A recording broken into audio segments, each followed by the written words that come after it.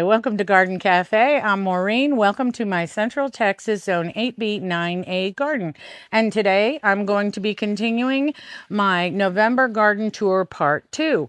What's blooming and what's fading. Let's go. On the back porch, these ferns are still doing fabulous. I think I'm definitely going to stick with this going forward. They have lasted all spring, all summer, and clearly are still beautiful in the fall. This was a morning glory, which I grew a few years ago. And it's just not very pretty. I will not be doing this again. I wasn't going to do it this year. We ripped it out of the ground and little by little, it seemed to creep back up here. So all of this will get pulled down. Here in this corner, the tea roses are still coming back. I mean, this is that light purple. There's a red in here. The red died and actually grew back in the spring, which really surprised me. I thought tea roses were just one season and done. These are the albutilon, which frankly, folks, I think are so gorgeous, but they're definitely better up higher because the flowers grow underneath the leaves and face down. So I'm almost thinking hanging baskets, but I kind of like it in this upper one. So I think we're going to stick with that. The polka dot plant, I just love this. It just adds a little bit of pop of color. This stuff is still doing fairly well. It really is. I'm kind of surprised. The begonias behind it, not so good, but they're coming to the end anyway of their seasons. But they did great for me. These wax begonias did awesome in this corner this summer, so I'm going to do that again next year too. Over here, these are snapdragons that I grew from seed. Way too early, and we had a bad storm and the tray filled up with water, so they're a little bit drowned for the moment, but as they dry out I'm sure they'll be fine. I'm actually going to be planting those around the pond in certain locations, and I'll show you that. And these, again, wax begonias, very pretty. I moved these out later in the summer, but I think next spring I'm for sure going to be putting these here. And I'm actually thinking, just like on the back porch with the three-tiered columns, I'm thinking about doing a three-tiered something to put them so they're a little bit more visible, because no matter what I put up here, it seems to fade into the background. And I did have the lighter green one up here, but it also just melted in. So for now, these are kind of going the other way, but they were beautiful all summer, and up until about a few weeks ago. So I am thrilled. This is an Ixora that I planted last year, and it was absolutely beautiful. Died over the winter, which I sort of expected. Nothing at all. I did plant some seed dahlias in here and a few other things, but nothing at all. And then all of a sudden, late June, I want to say almost early July, suddenly these leaves started peeking up, and I couldn't believe it, but the Ixora was growing back. However, literally, this is all I have received for the entire year. No flowers, and we're coming to the time of year where it's going to die back to the ground again. So I'm not sure, but it's pretty. It would be fabulous if it grew roots substantial enough to give me gorgeous flowers every year. I'm going to leave it and see what happens to it. Again, as I said, the dahlias, I didn't really like them here. For some reason, they just were not very happy. I did cut them back to see if they would maybe, I don't know, regrow a little bit stronger. They got very leggy very fast, but I'm probably not going to choose to go with the dahlias. The profusion zinnias, these definitely are dying, and I'm absolutely going to be collecting seeds, harvesting seeds from here. But the profusion zinnias all over my yard have been absolutely stunning and gorgeous. Back here are the moss roses that I took out of the front planter pots. They seem to, they're blooming little flowers, and they are kind of pretty. So I don't expect them to last much longer, but it'd be cool if they'd reseed and grow back in the summer. Over here again, more of those moss roses that I got from the planters in the planter boxes on the front railing. And you can see pretty flowers. Seem to be doing nice, but this is definitely on the downside of what's going to happen with these for the year. And then my angelonium, I'm going to move the camera over. I've been absolutely thrilled with my Angelonium this fall. The most baffling, I have purple, pink, white. They're gorgeous. Last year, I bought the Angelonium, and they looked like this all summer. Through the worst of the heat, they were gorgeous. This year, I got them and planted them, and they really limped through the summer. They were very unhappy. And now that the weather's cooling off nights, they're growing gorgeous and beautiful. So not sure what difference. I mean, they're exactly the same type that I got last time. So maybe it was just I planted these a little too late in the summer, and maybe the year before I planted them earlier. Need to start writing this stuff down. Sweet William, isn't this gorgeous? These are so pretty. And they have been growing all summer. I've been getting flowers, but they really are starting to just give me gorgeous blooms. And this will be all full. There's buds everywhere very quickly. So I'm really pleased that made it through the summer. I put in a new irrigation line. All the way through here was a soaker hose, and there is a video on that, how it's easy to do these irrigation lines. But on this side of the pond, you're starting to see things coming back. They're starting to look a little healthier. They're finally getting the water that they really need. So although this is not wow, it's definitely on its way to wow from where it was. Back here, I have pretty mums. They're so gorgeous. All of my mums are just looking so beautiful, except for ones over there. We'll get over there in a minute, and I'll explain why.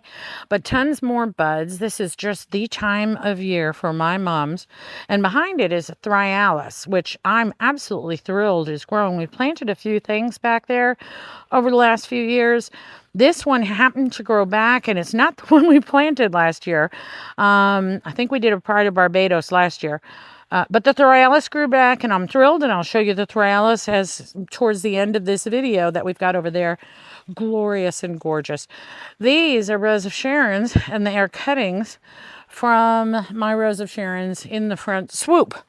Absolutely beautiful. These guys are about 2 years old. I took cuttings of the ones in the front, started them in pots, planted them out. So they're doing pretty well. I'm pretty happy with this.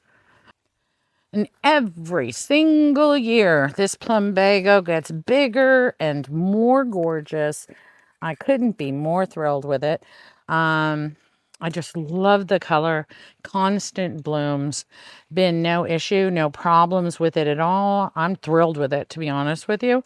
It's funny. It pretty much almost dies. It literally dies back to just dead sticks. Clip it back. But every single year, the growth we get out of it is even larger. So I'm thrilled. I do have to try to cut it to keep it back off of the lawn. But other than that, this has been one of those no concern, no worries, and just pretty flower moments. Over here, this is Rose of Sharon. I got the seeds off of a gorgeous double Rose of Sharon flowers in Houston, and started it from seed, and it grew, and then planted it out here, and it just hasn't decided whether it's going to be happy. It does have a lot of new growth. It does have a lot of new leaves. I did put even more soil over the top and fertilizer, and I'm going to help it along and hope that it heads in the right direction. I don't really remember what color it was. I just remember seeing the flowers and thinking, oh my God, those are gorgeous. And they did have seeds on them, so I just took one of the seeds off, and this is what we've got. Once again, mums, mums, mums. I love them. Yellow and a dark pink and more of a purplish mauve over there. Absolutely stunning. And this is my Esperanza. It's absolutely gorgeous. Last year, we actually found it. It was absolutely gorgeous at the plant store. However, when I went to pick up the pot, red ants, literally hundreds of them, crawled up my arm, started biting. Put it down real quick. Manager came over. And then he said, well, but do you want it? And I said, well, yeah, but I don't know how to pick it up. And then he picked it up. It wasn't really big at all. He picked it up, and red ants crawled all over him, and he put it back down again, treated it with orange oil. I brought it home, planted it. Well, guess what, folks? Orange oil is not a good treatment for plants to get rid of those red ants. It died pretty much within 3 days. Dug it up, took it back, and they gave me this one in its place. So there was a delay in planting it. But so it died back in the winter. And I was so thrilled when I saw it was actually growing back. This should be a huge plant that will fill up this entire fence area someday. And this is a shade garden, literally 100% shade. So impatiens. And they were gorgeous all summer, all spring, all summer, and pretty much until, and they're still very pretty. But they're on their way out. These will die down to the ground. But this is definitely my choice for under this window every year. Takes very little effort and it just grows gorgeous. Over here, I put in some Dusty Miller. Now these are doing better than the other ones that I had in part one and one over there. They are growing fuller, and this is what I was looking for. I wanted grass, border, something light, and then something darker, the green. Back here, this is a knockout rose, and it was on my experiment list. I've been trying to make it into a rose tree, and I'll try to find a picture of what I was aiming for. It's growing, not happy, and no roses on this at all. So that just may not be an option for this knockout rose, but I wanted to try because it's all an experiment. Over here, scarlet sage. This actually my daughter got me, a very small plant, very pretty. Put it in the front yard, and then obviously whatever, birds, critters, scarlet sage everywhere. For the most part, I like it, but I am definitely going to keep it at a smaller, shorter profile wherever it is. It's a nice touch and a nice top, but it has a tendency to lay over everything else I'm trying to grow. This is a bougainvillea that grew back this year, and I'm absolutely thrilled. I took too long, though, to stake it up. I am going to put something back there next year. And the second, since it came back this year, I'm going to assume it's going to come back next year. I'm going to be ready to stake it up so that it can grow up and out, and we can enjoy this beauty so much more. And obviously, keeping this shorter will allow us to enjoy it more. Again, profusion zinnias, absolutely gorgeous. We'll be collecting seeds, as I said, and lantana. This is the confetti, I believe, lantana. So pretty and so hardy. It really is a good choice for Central Texas, pretty much anywhere. This is the no-till garden that my sister Teresa and I created last year. It used to be, we had the garden to about this point, and it stopped. And then over here we had this oleander bush, but it had grass around it. But it used to be very pretty. We'll get there in a second. And then there was a garden, and you can sort of see the old border that went across. So what we did was we connected one corner to the other with an arc, creating this entire no-till garden back here, which is absolutely gorgeous. Starting over here on the right, my sister got me these gorgeous knockout roses. This is its first year, and folks, I am completely thrilled with it. You really don't need to do much with it at all. We did have a mishap in July when we had that insane rain, and this entire area was completely underwater. Well, let me tell you, these, did I say knockout? No, they are... I'm going to put the name here. I don't remember. Anyway, these roses did not appreciate being underwater for days, but they have snapped back, and I am pleased, and they are producing just the prettiest flowers at this point. I absolutely love them. Over here is some dahlias, a few dahlias. They're tuberous dahlias that I planted. Not real happy in this area. Probably won't do these again. This is one of the big, heavy, gorgeous pots that our neighbors gave us when they moved. They had several pots in their yard, and they did not want to take them with them. In this, I put cineraria, which was gorgeous in the spring with the most beautiful flowers. I'll look for a picture. And it is obviously growing again with these cooler nights. I'm sure it's absolutely thrilled. And down here is the lemon coral sedum. I wanted something that was spilling out of this pot. So I think I really am pleased with this.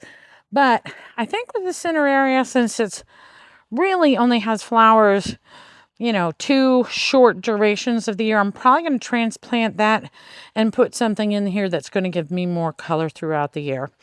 Over here is the oleander, which used to bloom the most gorgeous flowers for us. We had that horrendous freeze a couple years ago, and it killed a lot of our bushes. And some of our trees are still trying to decide whether they're going to make it or not. Oleander, though, did grow back. However, no flowers.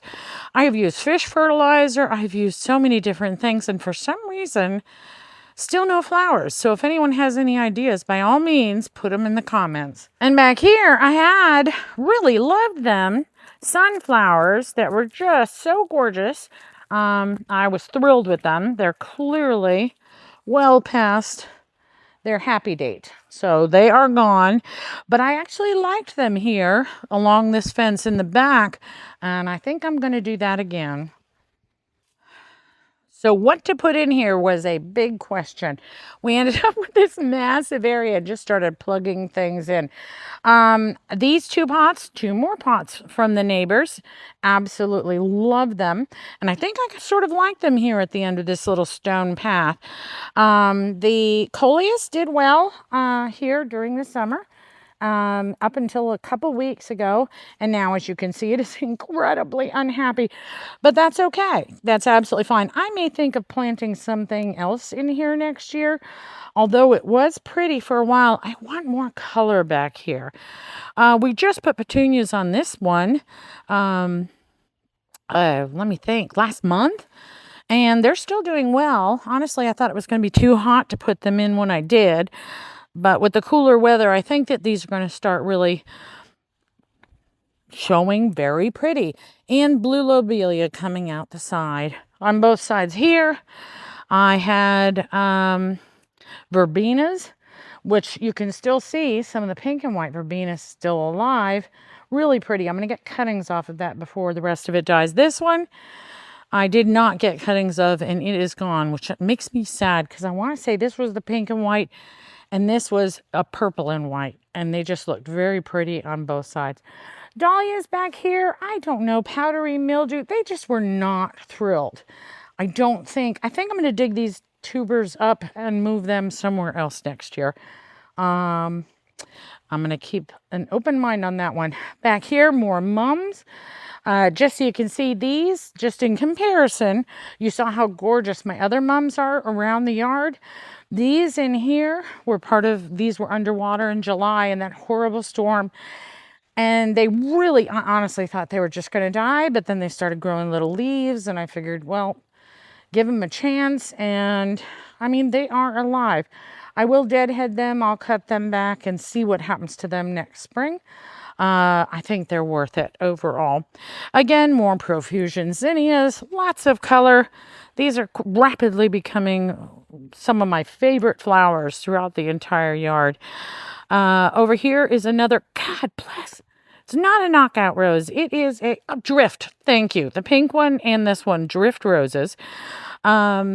This one was underwater for a little bit longer than the pink one, and you can see it's clearly not very happy, but it's growing. The leaves are healthy. It does have new growth, and it is growing flowers. So I think this is going to end up being a gorgeous addition to the garden going forward.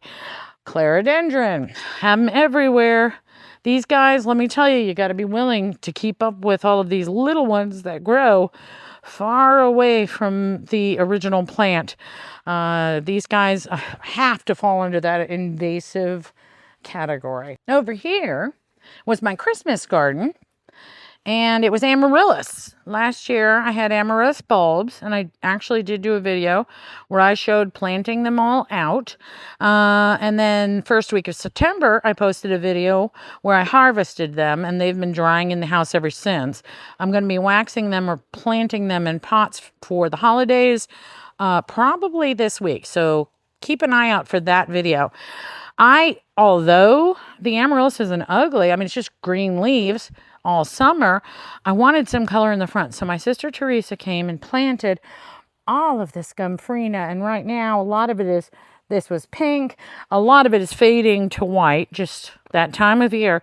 But this offered so much color, and I loved it so much, I'm definitely going to plant Gomphrena in this area again next year. Back here and going behind me and down this path, down the fence, is the first no-till garden that I created, and my husband helped me, thank goodness. Let me tell you, this was no easy job. Massive area, total shade garden, and my sister Teresa grew all of this coleus for me. Now, the coleus around the rest of my yard has really not done fantastic this year. I don't know why, but this area is exactly the way I wanted it to look. Different colors, different textures, fills in a big area. I love it. I love my coleus garden. Definitely going to plant them here next year, and I'm going to troubleshoot why does it grow so well here and has so much difficulty on the other side of the house. Back in Stonehead Garden, I have dahlias. Nothing I've grown here has worked. Everything I've grown here grows for a little while and then dies. Just does not make it. Don't know why. It just doesn't make sense. And then my sister gave me a whole bunch of seed dahlias this year, and I thought with the ones that were left, well, give it a try, put it in, and they did grow, and I was happy. But I don't like how tall the profile was in this area. So what I think I'm going to do next year, and obviously these are on their way out at this point, but they still are producing very pretty flowers. But what I think I might do is dig up the bulbs. I'm assuming there are bulbs under there now, of the dahlias in the center and moving them more towards the edges, and I'll find something, I don't know what's going to grow here, but something a little more low profile right here, so that this garden kind of goes down, over, and up. I just want I want a better frame for in here. This is a kaleidoscope butterfly bush. First year. I actually ordered it in the spring, and when it came in the mail, it was literally like 3 dead sticks. My husband was like, you need to send that back. And I went, no, let's give it a try. Put it in the ground, and hey, folks, it's grown.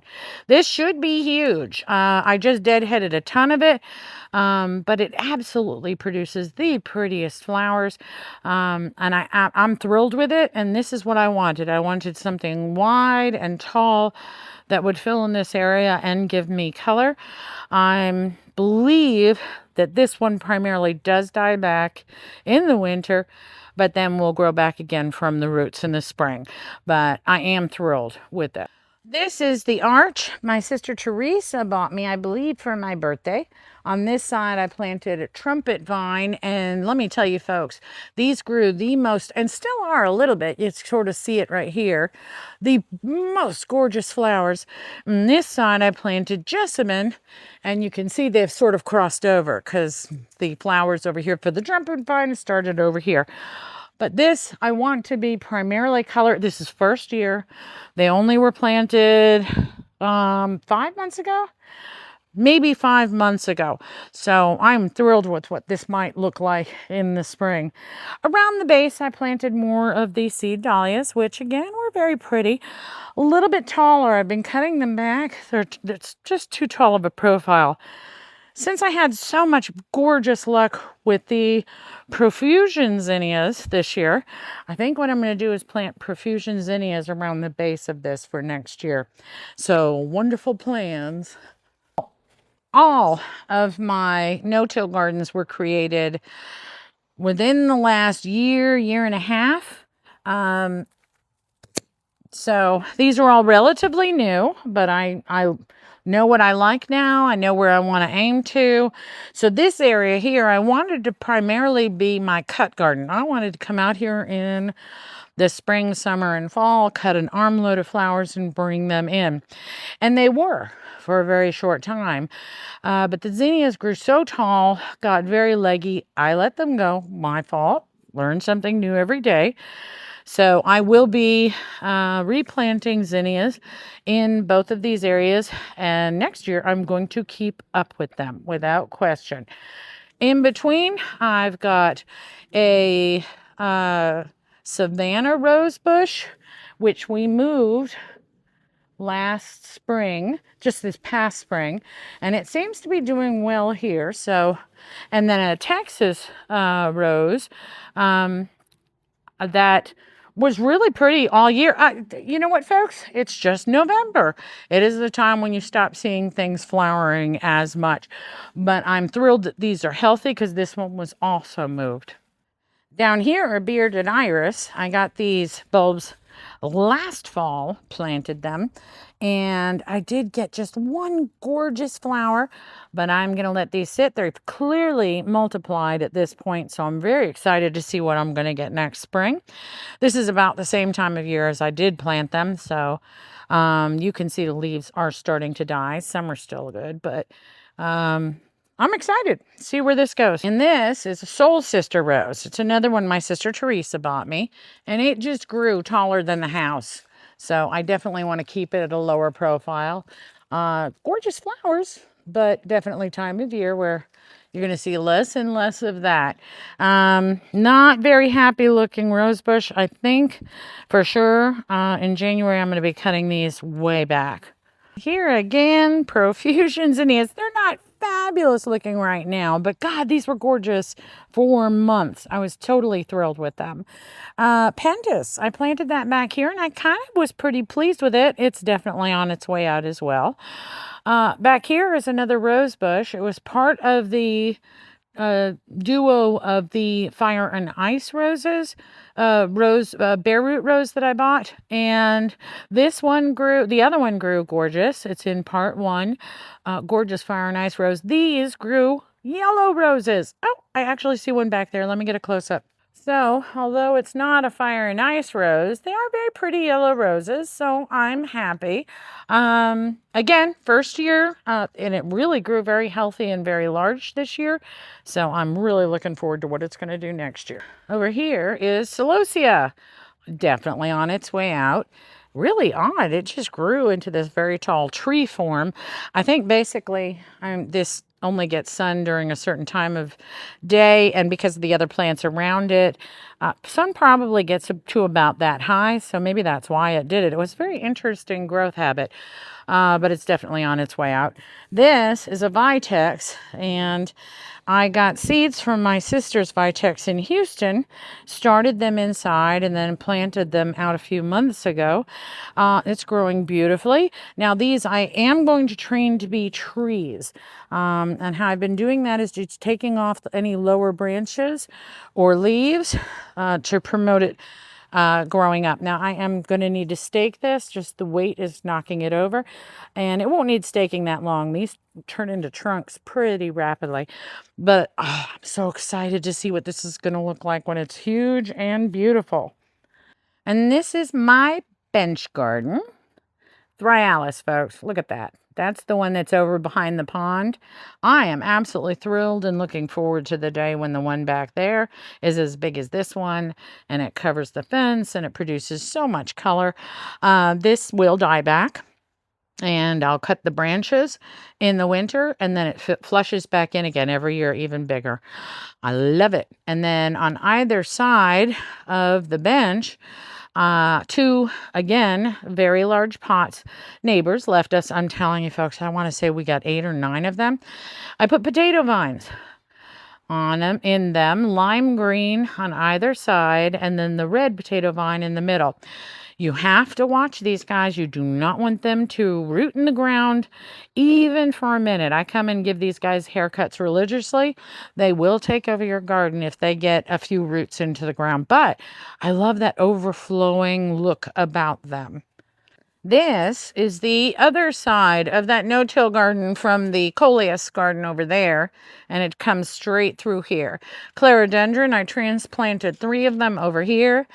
Had a bunch of flowers all through here, and hostas, and which actually some of them are coming back.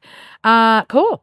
And calancho, and there was lots of things in here, and I didn't really recognize. I'm telling you, folks, these clerodendron are beautiful, but you got to keep up with these babies or they will take over your yard. It didn't occur, and I didn't notice until really it was too late. I was wondering why everything looked so terrible over here. But these clerodendron were blocking the sprinklers. I think we're hitting the bottoms of the leaves of these and then dropping to the ground, and no water was getting over here to any of this at all. I did take out some of the lower leaves. That didn't seem to solve the problem. So in the irrigation video that I just posted, I want to say a few weeks ago, I added the 6-inch emitter line all the way through here. And as you can see, well, if you look at that video, you'll be able to notice a lot of this is looking tons better now that it's finally getting some moisture, which is fantastic. I'm really puzzling out what I want to plant here next year now that I know it's going to have enough moisture. On this side, you can see once again, red sage completely took over. I did plant a few other things in here, back here, more Rose of Sharon. But this, I'll tell you, this red scarlet sage, although it's beautiful, I just want a touch of it. I just don't want this much. So I will be cutting these, keeping track of keeping these at a much lower profile going forward. Well, that's it for the November garden tour part 2. Next one will be December. I'll be really curious to see how much of this is actually still around in another month. Still really thrilled with what is still giving me flowers and how good so much of it does look still. But obviously you heard the changes that I'm going to be doing. My next plan is, for the next video, I'm going to be harvesting seeds. Obviously you heard me 100 times in this video, Profusion zinnias. So I will be harvesting those seeds and I'll be showing that, and I will be doing cuttings to propagate several of the plants that I have throughout the yard that will go inside, and I'll show you how that works as well until they can be planted back outside, probably around February. But if you enjoyed my video, please click subscribe, like, and share. It really helps me to grow my channel. Have a wonderful day.